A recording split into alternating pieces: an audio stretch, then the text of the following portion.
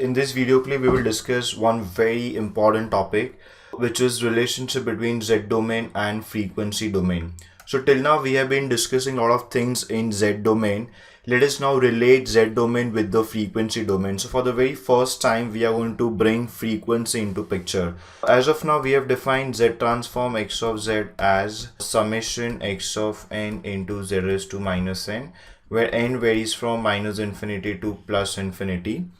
Now here z is nothing but a complex variable, so we did not express z, but for the very first time we can write z as r e raised to j omega. Now I'm sure you must have done this before in signals and systems.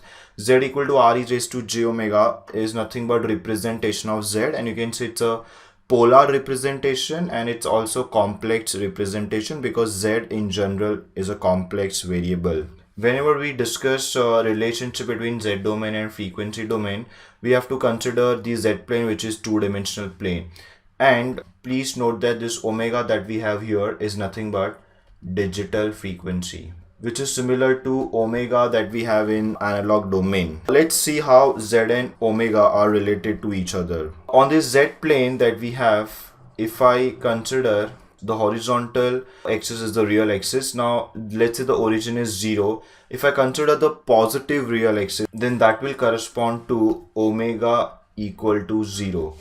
Now omega equal to 0, what will that give me? If omega is equal to 0, then r e raised to j omega will simply become r, because e raised to 0 will be 1.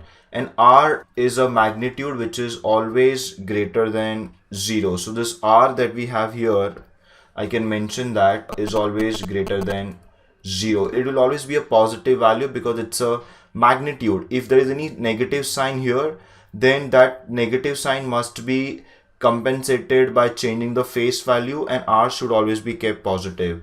So when I say that when omega is 0, r e raised to j 0 will become r, and that means it will correspond to a number which is on positive real axis. So positive real axis corresponds to omega equal to 0. Next, if I take omega equal to pi by 2, omega equal to pi by 2 means a point on positive imaginary axis, because then you have covered an angle of pi by 2. We always travel in anti-clockwise direction as we cover the positive angles.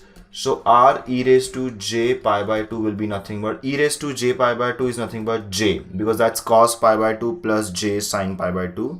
So that will be nothing but j into r. Now j into r will be nothing but positive imaginary axis. So this becomes omega equal to pi by 2. This corresponds to omega equal to pi by 2. If I go further and take a point on negative real axis, the negative real axis will correspond to omega equal to pi, because we must have covered two quadrants by then. And if I now consider omega equal to pi, in that case I get r e raised to j pi, and that will be equal to e raised to j pi will be nothing but minus 1, so I get minus r, and minus r will be nothing but negative real axis. So any number which is on negative real axis will have omega equal to pi. So when I go from positive real axis and travel in anti-clockwise direction, I go through the angles omega equal to 0, omega equal to pi by 2, and omega equal to pi.